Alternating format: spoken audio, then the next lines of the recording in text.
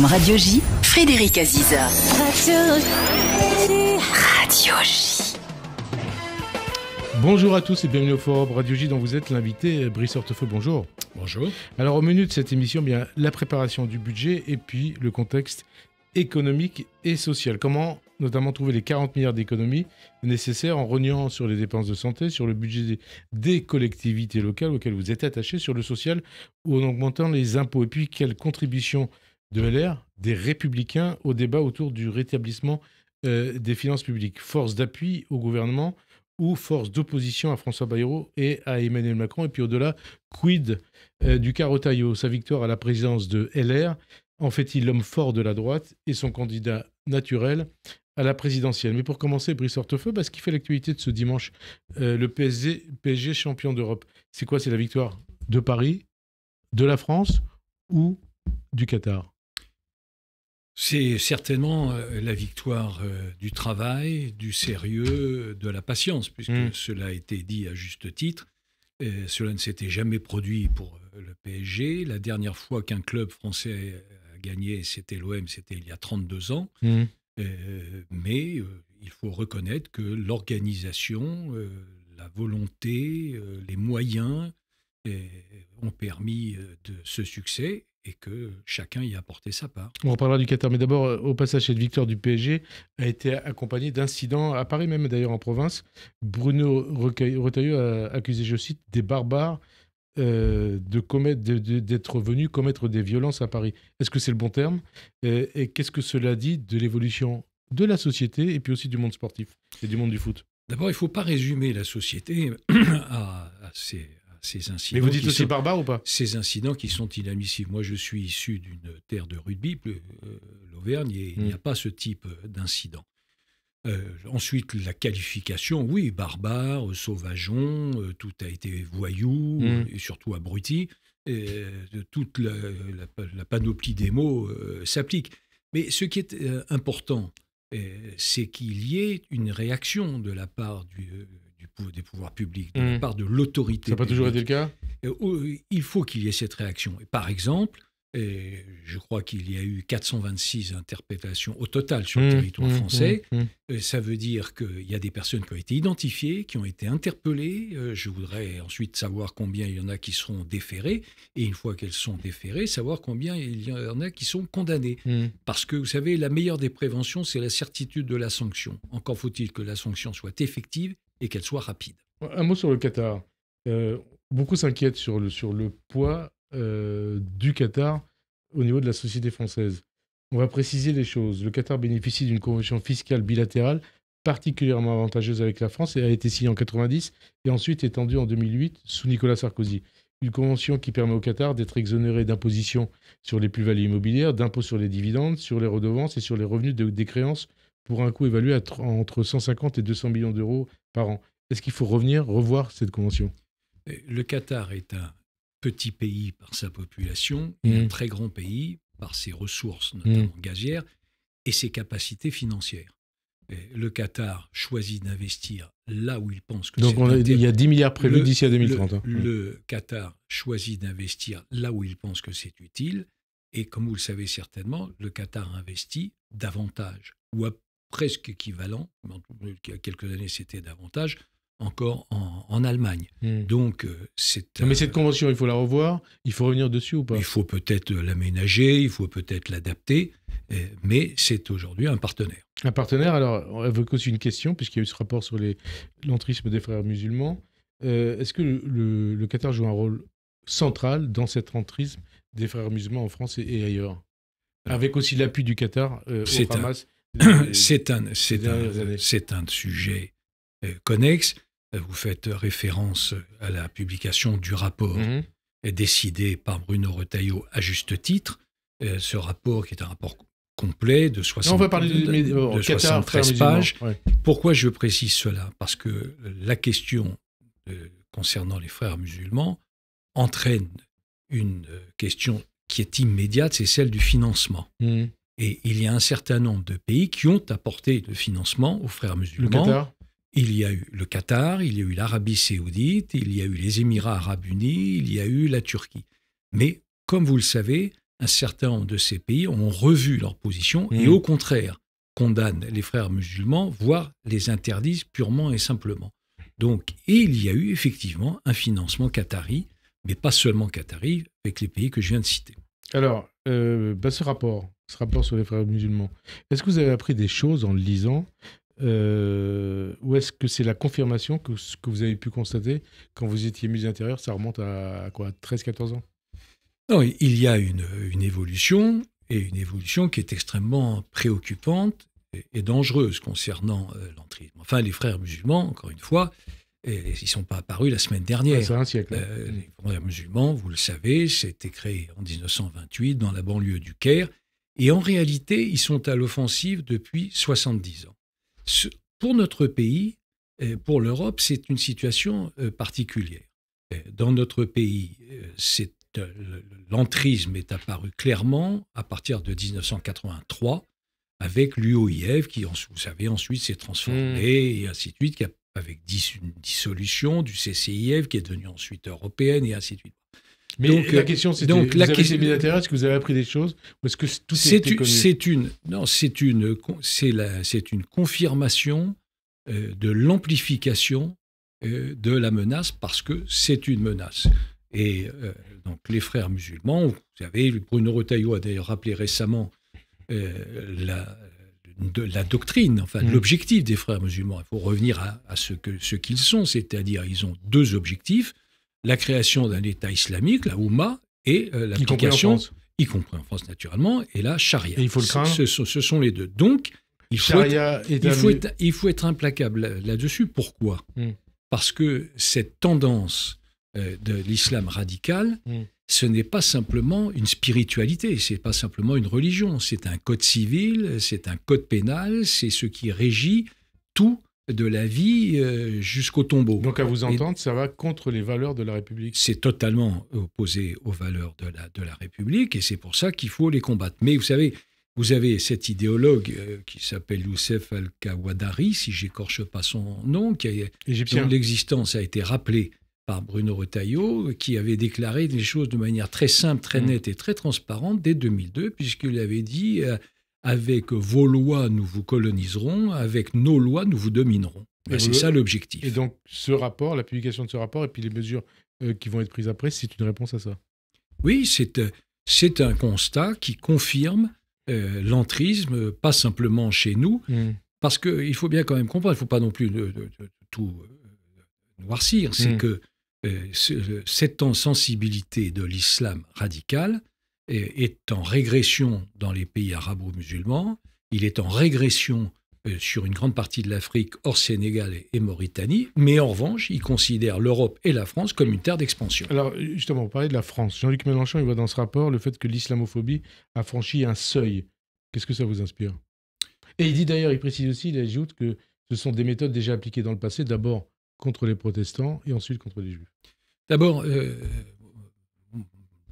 l'avantage ou l'inconvénient d'avancer en âge, c'est que l'on a un peu plus d'expérience et on peut avoir de la mémoire. Moi, j'ai connu une époque où Jean-Luc Mélenchon tenait des propos rigoureusement inverses. Dans les années 90. Dans les années 90, oui. Enfin, jusqu'à 95. Hein. Et donc j'ai connu une époque où il disait exactement l'inverse de ce qu'il affirme aujourd'hui. Premier élément. Deuxième élément, par ces amalgames, par des silences, par des à peu près, par des non-dits, en réalité, les filles contribuent à une montée de l'antisémitisme dans notre pays. Antisémitisme, on va en parler, mais est-ce que vous considérez que la France insoumise est l'un des lieux de l'entrisme des frères musulmans en France?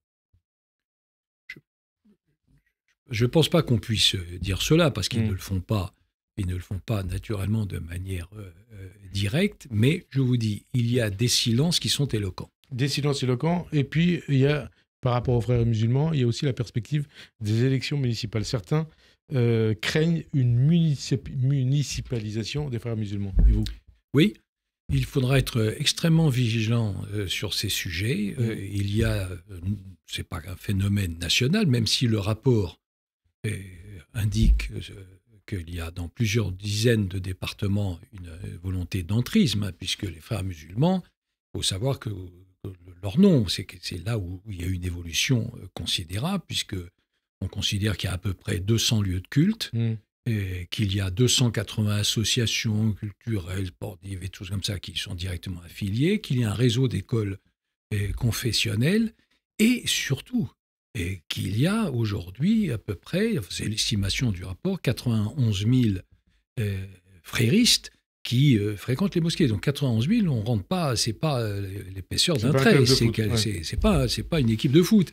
Donc il y a cette possibilité d'entrisme municipal, soit avec des listes communautaristes, soit avec des pressions sur les candidats pour qu'ils intègrent. Vous l'avez déjà vécu, ça? Pour les intègres. Les pressions sur les candidats, y compris des candidats LR? Je l'ai vécu je l'ai pas vécu personnellement, mais j'ai vu des candidats qui subissaient des pressions. Donc il faut une très grande vigilance, c'est ce que le ministre de l'Intérieur a rappelé à juste titre. Alors vous parliez de l'antisémitisme il y a un instant.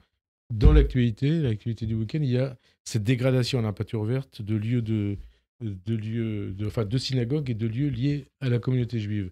Qu'il s'agisse, on ne sait pas précisément de quoi il s'agit, mais en tout cas, qu'il s'agisse d'une manipulation des Russes, puisque ça apparaît comme une probabilité, ou d'actes purement antisémites. Qu'est-ce que ça dit de l'état de la société française? Bon, effectivement, à l'heure à laquelle nous parlons, nous ne savons pas exactement les conditions de ces actes qui sont à la fois stupides, lâches et coupables. C'est une certitude. On précise que le mémorial de la Shoah, c'est la deuxième fois, a été profané. Le mur des justes. Oui.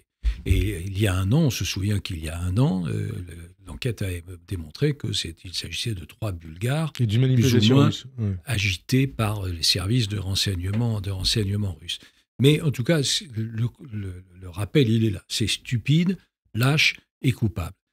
Mais cela doit sans doute aller. Il faut sans doute aller un petit peu plus loin. Il faut d'abord connaître la réalité. Sur la dernière année complète, c'est-à-dire l'année de 2024, le service de protection de la communauté juive a recensé 1570 actes antisémites, ce qui est considérable. Première réflexion. Deuxième réflexion, c'est que parmi ces actes antisémites, il y en a au moins une centaine qui sont des agressions physiques violentes. Je ne vais pas les rappeler, mais souvenez-vous, il y avait la jeune fille de Courbevoie, une jeune fille de 12 ans violée à Courbevoie, et ainsi de suite. Donc, il y a cette évolution. Troisième indication, très, à mon avis, grave, ce sont les analyses et les communications du ministère de l'Éducation nationale, qui ont indiqué que sur l'année 2024, il y avait 1670 actes antisémites qui étaient recensés. Non, pourquoi j'insiste bien sur cet élément? D'abord, c'est le nom, c'est un nom très important. Mais deuxième élément, c'est la jeunesse. Troisième élément, 1670 actes antisémites, c'est la moitié des actes racistes qui ont été enregistrés dans les établissements scolaires. C'est-à-dire que la moitié des actes antisémites, des actes sont antisémites, alors comme vous savez, la communauté juive, ce n'est qu'1% de la population. Moins d'1%, 0,7%. Et donc, partant de ces constats, ça vous fait dire quoi? Ça veut dire qu'il faut s'interroger sur le pourquoi, et surtout le combattre. Alors pourquoi? Et dans le pourquoi, il y a, les enquêtes l'ont montré de manière assez précise, notamment du renseignement territorial, c'est qu'on pense, moi je pense que c'est supérieur, mais en tout cas c'est le chiffre minima, que 30% de ces actes, 30%, sont commis en raison de la situation à Gaza. Et ça veut dire que la situation internationale est un élément déterminant. Qu'est-ce que ça signifie? C'est logique ou c'est normal? Non, ça veut dire que la diabolisation d'Israël ne cesse de progresser, que le droit à la légitime défense d'Israël ne cesse d'être contesté, et que surtout l'antisionisme, et ça, vous faites référence à la France insoumise, et je pense qu'on peut aussi accoler cela.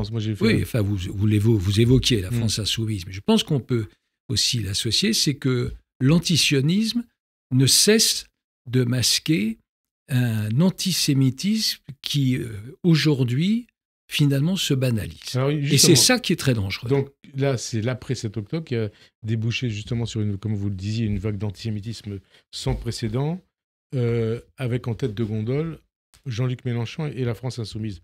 C'est Aurore Berger qui a dit récemment le nouvel antisémitisme tient en 3 mots, LFI. Elle a raison? Ce n'est pas simplement ces 3 mots, mais c'est une grande partie par ces 3 mots. Oui. C'est-à-dire? Mais LFI, ça s'appelle la France insoumise, et pour moi, c'est la force indigne. La force indigne? Oui. Ou la France antisémite?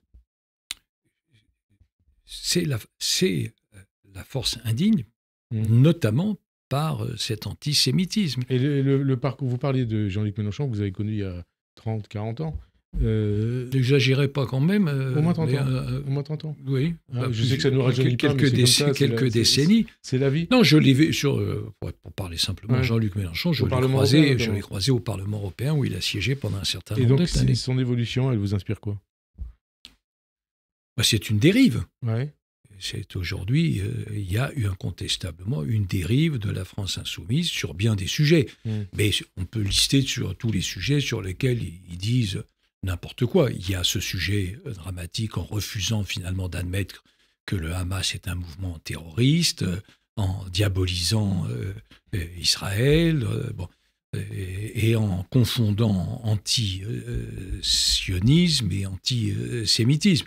Enfin, si vous voulez faire la liste de toutes les erreurs qu'il développe, c'est retour à la retraite à 60 ans, à 62 ans, je vous rappelle que... 60 ans, hein. Oui, mais ils ont évolué sur un certain nombre de sujets. Je vous rappelle que c'est d'ailleurs la position aussi absurde du Rassemblement national.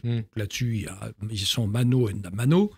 C'est le coût invraisemblable des dépenses supplémentaires qu'il proposait au moment des élections législatives du mois de juillet. Donc, la liste est longue. Et le fait d'avoir fait, vous l'avez souligné, de la lutte contre Israël, le thème central de leur stratégie politique. Oui. C'est déjà arrivé ou pas? Vous l'avez vécu au Parlement européen déjà, ce genre de stratégie? Au Parlement européen, il y avait cette sensibilité qui se développait, mais elle a explosé depuis l'attaque terroriste du Hamas le 7 octobre. Une autre question là-dessus d'ailleurs. Manuel Valls, il dit que l'antisémitisme vient essentiellement du monde arabo-musulman. Il a raison ou pas? Non, historiquement, c'est... Non, mais aujourd'hui. Historiquement, c'est pas exact. Bien sûr. Non, mais aujourd'hui, il parle de l'antisémitisme d'aujourd'hui. Non, c'est une partie du monde arabo-musulman, mais on le retrouve dans les communautés. Regardez ce qui se passe aux États-Unis. Les drames sont arrivés aux États-Unis. Regardons ce qui se passe dans notre pays. Regardons ce qui se passe dans d'autres pays d'Europe de l'Ouest et d'Europe centrale. Donc, c'est partagé. C'est partagé. Alors, il y a aussi le cas Villepin, Dominique de Villepin, que vous avez connu. Ça a été votre ami, ou peut-être, je sais pas. J'ai été dans un gouvernement Dominique de Villepin, premier poste ministériel. Alors, lui, il prend un peu la même posture que Jean-Luc Mélenchon. Il appelait récemment, d'ailleurs, les Occidentaux à un isolement économique et stratégique d'Israël pour s'opposer à l'objectif, je le cite, de déportation de la population de Gaza, qui, selon lui, est la marque d'une épuration ethnique et d'un nettoyage territorial. Oui, Dominique de Villepin a toujours cultivé sa différence, ce qui l'amène parfois à adopter des positions qui sont très surprenantes. Et le fait que vous me posiez la question de cette manière-là témoigne bien qu'il y a aujourd'hui une évolution de sa part qui est assez surprenante. C'est nouveau chez lui. Je ne partage. C'est nouveau chez lui. Sa volonté d'indépendance et cultiver son originalité, non, ce n'est pas nouveau. Mais en tout cas, je suis en total désaccord avec ce qu'il dit depuis quelques semaines. D'ailleurs, en 2007, il voulait être candidat contre Nicolas Sarkozy à la présidentielle. Là, il a envie d'être candidat en 2027. En tout cas, c'est ce qu'il dit. Je ne sais pas s'il le dit aussi clairement. En tout cas, c'est ce qu'il le laisse entendre. En tout cas, qu'il se prépare. Personnellement, je n'y crois pas. Vous n'y croyez pas. Relations France-Israël, elles sont au plus bas. Vendredi, à Singapour, Emmanuel Macron a insisté sur le fait que les Occidentaux ne devaient pas abandonner Gaza, ni laisser faire Israël au risque de perdre, c'est Emmanuel Macron qui le dit, toute crédibilité à l'égard du reste du monde.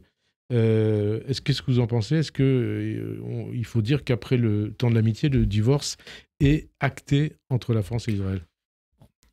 C'est naturellement très important quand le président de la République s'exprime. Et d'ailleurs, est-ce que vous partagez son avis, hein? Non, il y a plusieurs choses. Mm. Dans votre question, il y a l'interrogation concernant les relations entre la France et Israël. Ouais. Bon. Premier élément, il y a ça, il y a les relations militaires à Gaza aussi. Premier élément, les relations, heureusement, Mm. ne sont pas coupées avec Israël, puisque le président Herzog a été reçu à dîner à l'Élysée le 18 mai. Mm. Donc, premier élément. Deuxième élément, je n'oublie pas que le président de la République, je ne suis pas là pour le défendre, mais le président de la République a naturellement, à juste titre, condamné l'attaque terroriste du 7 octobre. Il l'a fait immédiatement. Pour le reste, je suis obligé de reconnaître qu'il n'y a pas de constance ou de ligne directrice constante dans son action. Pourquoi ? Parce qu'il a, dans un premier temps, appelé la création d'une coalition internationale pour combattre le Hamas, moyennant quoi, un mois plus tard, à la BBC, il accuse Israël. Quelques jours plus tard, il demande à ce qu'on ne livre pas plus d'armes à Tsahal. Et plus encore récemment, il est favorable à la renégociation de l'accord UE, de la renégociation de l'accord UE-Israël. Donc des sanctions contre Israël. Donc, il n'y a pas de constance et je le regrette. Et surtout, je voudrais qu'il y ait aussi, en revanche, une permanence, c'est que l'on n'oublie pas que la France est le deuxième pays touché par le pogrom de Hamas. Ça, il le dit depuis 7 octobre. Puisqu'il y a 46, je crois que c'est 46. Il a déjà dit il a dit en effet. Donc, il faut se souvenir de cela. Mais est-ce qu'il y a une différence d'approche entre la politique de Emmanuel Macron au Proche-Orient et celle, par exemple, qui avait été celle de Nicolas Sarkozy, votre ami Nicolas Sarkozy? Difficile de se prononcer, puisque c'est pas la même époque, il n'y avait pas eu le pogrom. Parce que ça se passait pas vraiment très bien entre Nicolas Sarkozy et Benjamin Netanyahou. Ça dépendait des moments. Au contraire, Benjamin Netanyahou avait parfois des idées même de communication pour les élections françaises. Donc, avant la présidentielle de 2012 ? C'était, je pense, autour de 2007. En tout cas, il avait une approche qui était assez personnelle. Alors, on va parler justement de la France. L'état des finances publiques et de la dette est en tête des préoccupations du gouvernement, mais aussi des Français d'après les sondages. Alors, est-ce que François Bayrou a raison de dire que tous les Français doivent faire des efforts sans exception? Tous les Français. D'abord, il faut que nous ayons bien conscience que nous sommes cette fois-ci au bord du précipice. Du gouffre? Précipice, gouffre. C'est François Fillon qui en 2007 avait dit François Fillon avait dit qu'il était à la tête d'un État en faillite, ce qui était partiellement faux et partiellement exact. Et il n'était pas à la tête de l'État, d'ailleurs. Là où c'était partiellement faux, c'est qu'il n'était pas à la tête de l'État, parce qu'il y avait un chef de l'État, mais c'était partiellement vrai, puisque c'est vrai que c'est exact que la situation se dégradait. Et c'était avant la crise financière de 2008. Donc ça, c'est une...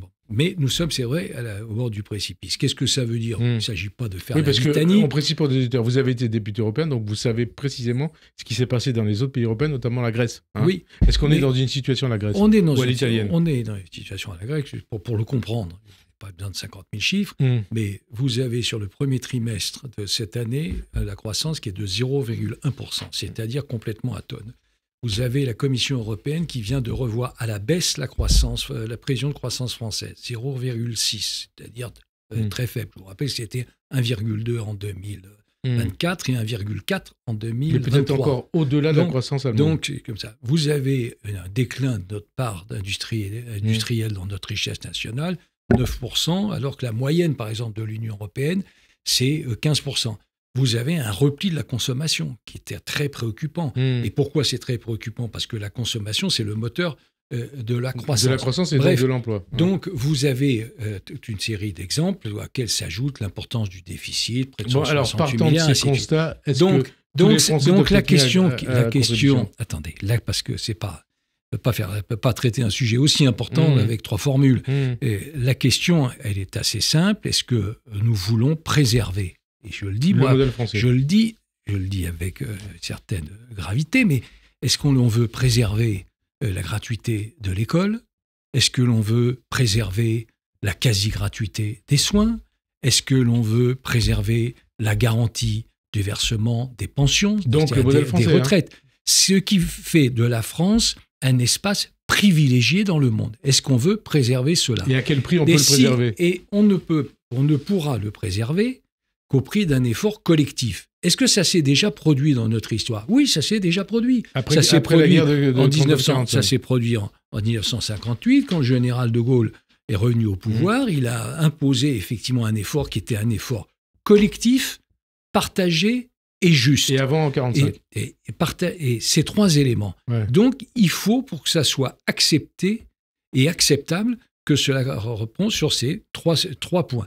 Parce qu'il y a l'élément le plus grave qui est là. C'est que ce qui explose, ce sont nos dépenses sociales. Vous avez vu que le déficit de la sécurité sociale, le président de la Cour des comptes, Pierre Moscovici, a indiqué que, les mots comptent, que la trajectoire était hors de contrôle. C'est-à-dire qu'on ne contrôle plus cette évolution. Et ça ne peut pas durer. Dépenses sociales et dépenses aussi des collectivités territoriales et locales. Hein? Non, ça veut dire, oui, vous avez raison, mais ça veut dire que la dépense publique continue à filer. Elle a encore augmenté de 7,2 milliards l'année dernière. Alors attendez, je termine. C'est qu'il faut bien comprendre que la dépense publique, en réalité, c'est trois secteurs. Il y a ce que vous avez indiqué, les collectivités locales, pour 20%. Vous avez ensuite l'État, pour 30%. L'État qui, lui, a fait beaucoup d'efforts. Et pour la dépense sociale, 50%. Les dépenses sociales, c'est 50%. Ça veut donc dire qu'on ne peut pas, on ne pourra pas éviter une réflexion sur les dépenses sociales. Avant 2027 ? Il faudrait que ça soit engagé avant 2027, mais au moment de la grande alternance, cela devrait être tranché. Grande alternance de la présidentielle. Alors, plusieurs solutions qui sont proposées. Taxer le patrimoine des riches, s'orienter vers la taxe Zuckman, mettre en place une TVA sociale qui rapporterait beaucoup plus, 20 milliards par point de TVA, ou éventuellement taxer plus les retraités les plus privilégiés. La TVA sociale, par exemple, puisque c'est le débat d'aujourd'hui. Oui, TVA sociale, votre chiffre est inexact. C'est pas 20 milliards par point ? Un point de TVA, c'est ça serait, en matière de TVA sociale, ça se rapporterait entre 8 et 13 milliards, selon l'évolution. Alors, c'est entre 8 et 13 milliards. Mais bon, qu'est-ce que ça veut dire la TVA sociale? Parce que c'est des mots qu'on agite comme ça, mais personne ne comprend ce que ça veut dire. Ça veut dire deux choses. Ça veut dire que, quand notre système de protection, ce dont on bénéficie, a été créé au lendemain de la guerre, ça reposait sur les cotisations des employeurs et des salariés. Cela a évolué. Ce qui est important, cela a évolué. Et aujourd'hui, vous avez les cotisations des salariés et des employeurs, c'est la moitié. Vous avez 20%, c'est la CSG. Vous avez 10% qui sont des impôts affectés, des impôts et des taxes affectés. Et, c'est pour ça que je le précise, 8% qui proviennent de la TVA. Pourquoi j'insiste là-dessus? Parce que cela révèle que la TVA sociale, elle existe déjà. On présente ça comme si c'était quelque chose de totalement inattendu. Non, la TVA sociale, finance déjà la sécurité sociale à hauteur de 8%. La question, c'est est-ce qu'il faut aller plus loin? Alors, moi, j'ai appartenu à une équipe gouvernementale qui l'a mis en place. Et ça vous a coûté cher? Peut-être électoralement, mais qui l'a mis en place. Et d'ailleurs, François Hollande, qui n'était jamais très éloigné d'une démagogie, l'a immédiatement abrogé. Il l'a abrogé parce que ça venait comme il a abrogé la défiscalisation des heures supplémentaires, ainsi de suite. Bon. Donc là, la question, c'est si on met en place cette TVA sociale, il faut bien comprendre les avantages. C'est que ça veut dire qu'on baisse les cotisations, mais qu'on augmente la TVA. Ça veut donc dire qu'il peut y avoir à l'arrivée une augmentation des salaires nets, mais qu'il y aura aussi une augmentation du coût de la vie. Parce que si on augmente la TVA, c'est une augmentation du coût de la vie. Donc, il faut mettre le curseur. En tout cas, ce que je crois, c'est qu'aujourd'hui, au moment où nous en parlons, il faut que les partenaires sociaux s'en emparent et avancent une position. Alors, on verra ce que ça va donner. LR, votre parti Les Républicains, comment il doit contribuer au débat budgétaire alors que vous êtes au gouvernement, en s'opposant à tout ou en aidant François Bayrou? D'abord, vous me posez la question de LR et de la place de... Oui, tout à fait. Aujourd'hui, LR est dans une situation qui, évidemment, n'était pas la sienne il y a encore quelques mois, quelques années, bien sûr, mais quelques mois. Vous avez le LFI qui est à la dérive. Vous avez le Parti socialiste qui, objectivement, ne sert aujourd'hui à rien dans le débat public. Vous avez le socle commun qui est à bout de souffle. Ça n'existe plus, le socle commun? Qui est à bout de souffle. Vous en faites partie, hein. Qui est à bout de souffle. Et vous avez le Rassemblement national qui est traversé naturellement par des doutes à la suite des événements judiciaires concernant Mme Le Pen. Donc LR est aujourd'hui la force politique française qui se développe et se développe à juste titre, notamment avec l'incarnation de Bruno Retailleau. Donc c'est une force qui est une force à la fois montante et utile. Alors on parle de la politique, mais d'abord, comment LR peut contribuer, doit contribuer au débat budgétaire? Mais pas simplement au débat budgétaire. Non, mais là on parle de ça. Le rôle des Républicains, c'est d'apporter des idées, des pistes, fixer des lignes, fixer des lignes, indiquer ce que nous accepterions, ce que nous n'accepterions pas. Par exemple, il y a eu une prise de position, et des prises de position notamment du groupe à l'Assemblée nationale concernant l'évolution de la fiscalité. On dit l'effort doit porter sur la maîtrise des dépenses, pas par une nouvelle hausse de la fiscalité. Sinon une censure. Ça, c'est la décision qui sera prise. La censure, c'est la responsabilité des députés à l'Assemblée nationale et c'est eux qui... Non, mais vous dites que le commun est à bout de souffle. Est-ce que vous vous sentez encore à l'intérieur de cette majorité, hein, si on peut dire, ou est-ce que vous dites d'ailleurs le macronisme, c'est terminé? Le macronisme est né avec Emmanuel Macron et il disparaîtra avec Emmanuel Macron. Est-ce que vous dites comme Sophie Primas c'est valable. Pourquoi d'ailleurs cela? Pourquoi est-ce qu'il disparaîtra? Parce que le macronisme, ce n'est pas une doctrine. C'est une succession d'étapes qui seront...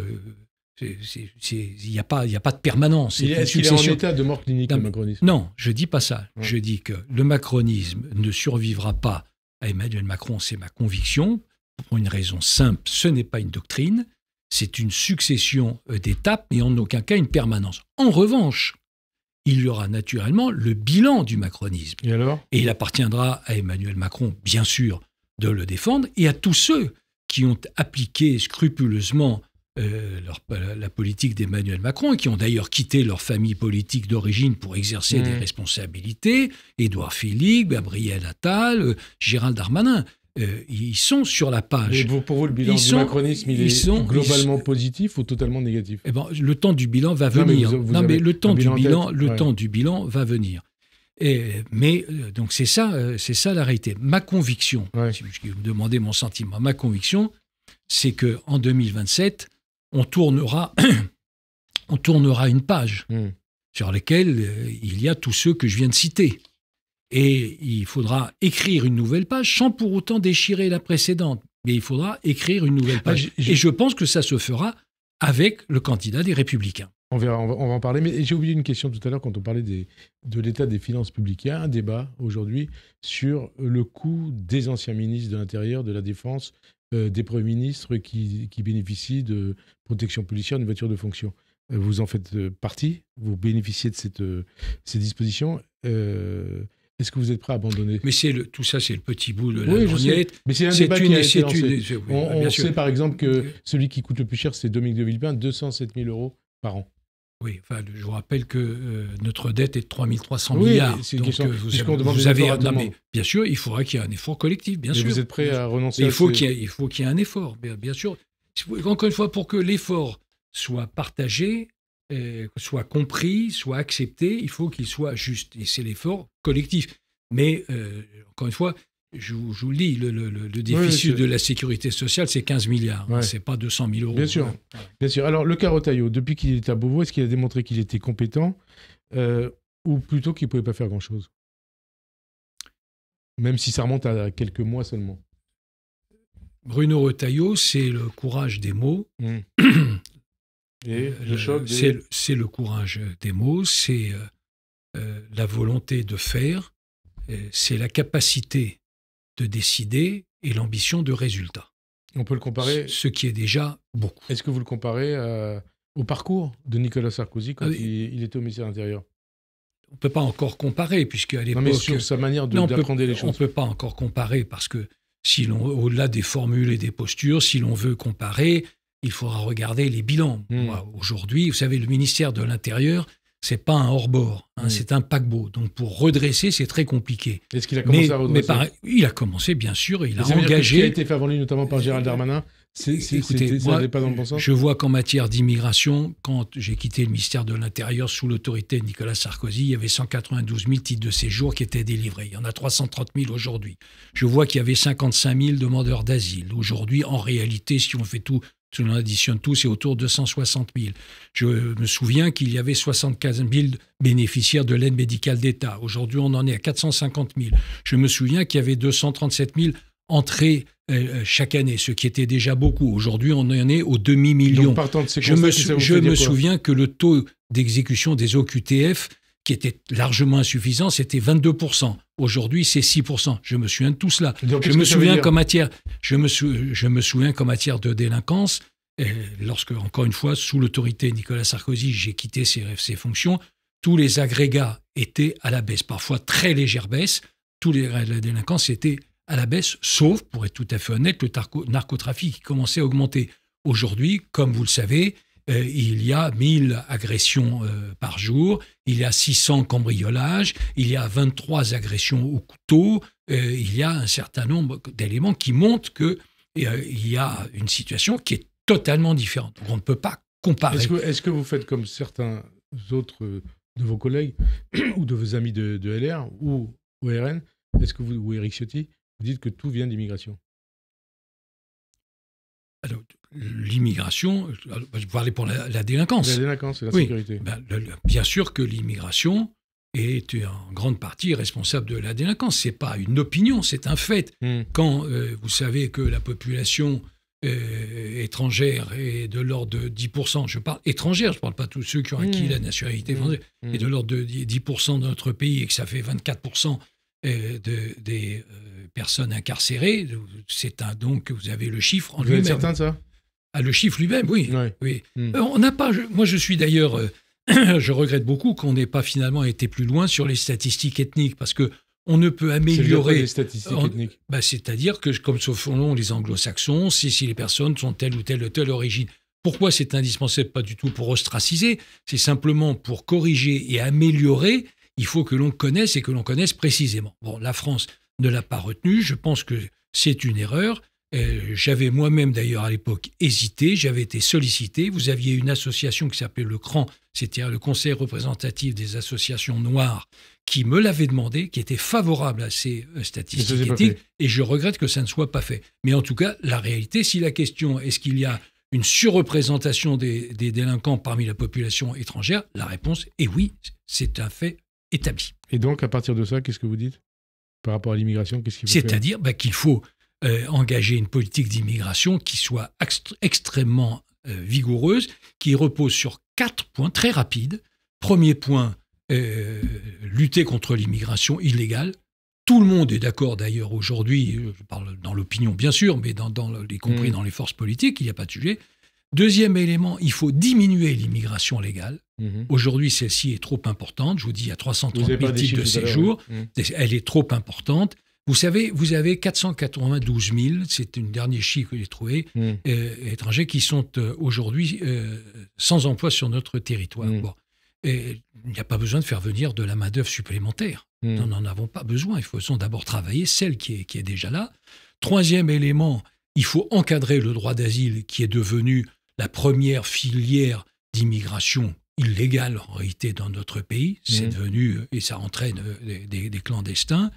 Et puis, il faut revoir les conditions d'accès à la nationalité. Je pense que c'est un élément essentiel et c'est ce qu'a commencé à faire Bruno Retailleau. Alors, quelques questions sur LR. Vous avez soutenu Laurent Wauquiez pour la présidence de LR. Il a été battu et même de manière très importante par Bruno Retailleau. Comment vous expliquez sa défaite? L'explication faudra sans doute un peu de temps. Un coup dur, quand même. Bien sûr, Bien sûr, c'était un résultat qui était décevant. Désastreux même. Qui était très décevant. Et Bruno Retailleau a bénéficié d'une double légitimité, si je peux dire. La légitimité institutionnelle, de ce fait une légitimité puisqu'il était ministre, de ce fait une légitimité médiatique puisqu'il était extrêmement exposé, et puis une légitimité parce que, encore une fois, l'opinion a compris à juste titre que Bruno Retailleau était pleinement engagé, qu'il avait, encore une fois, le courage, la volonté, la capacité. Alors, courage, volonté, et ainsi de capacité. suite. Mais concernant... Laurent Wauquiez, au départ, il avait voulu être ministre. On lui a proposé un certain nombre de postes qu'il a refusés. Et après, il a dit Bruno Retailleau a eu tort de rentrer au gouvernement. C'est bizarre comme stratégie politique. En tout cas, ce que je peux vous dire, moi, c'est que Laurent Wauquiez, lui, aujourd'hui, il a 50 ans. Et que par les responsabilités qu'il a exercées, par la compétence qui est la sienne, par son parcours à la fois régional et aussi, d'ailleurs, ministériel, et je dirais surtout par son envie qui est intacte. Envie de quoi? D'être président? Son envie de s'engager dans la République. Ouais. Eh bien, l'avenir lui appartient, et cet avenir, il est devant lui. Il n'est pas dans le coma? Le coma, c'est une situation médicalement transitoire. Donc ça veut dire qu'il est transitoirement en coma? C'est une situation médicalement transitoire qui dure de quelques heures jusqu'à, normalement, quelques semaines, rarement plus. Mais donc, lui, dans quel état il est parce que vous avez l'air de dire qu'il a tout l'avenir devant lui, mais tout le monde considère qu'il est fini, qu'il est terminé. Oui, mais ça... C'est Bruno Retailleau qui, aujourd'hui, le chef de la droite. Vous voulez que je vous fasse la litanie de tous ceux que l'on avait enterrés?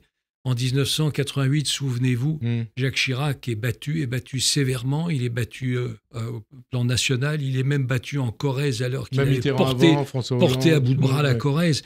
Et 7 ans plus tard, il était président de la République et quelques années plus tard, il était même élu à 82%. Mais Bruno Retailleau, pour vous, c'est pas le candidat... Soyez prudents.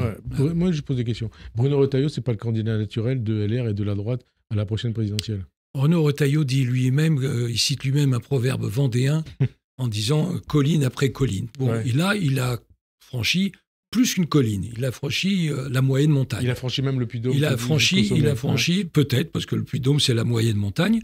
Il a franchi donc la moyenne montagne, puis après, il faut franchir les sommets. Et alors, pour franchir les sommets, certains considèrent qu'il faudrait un tandem Bruno Retailleau et Édouard Philippe dans un sens ou dans l'autre.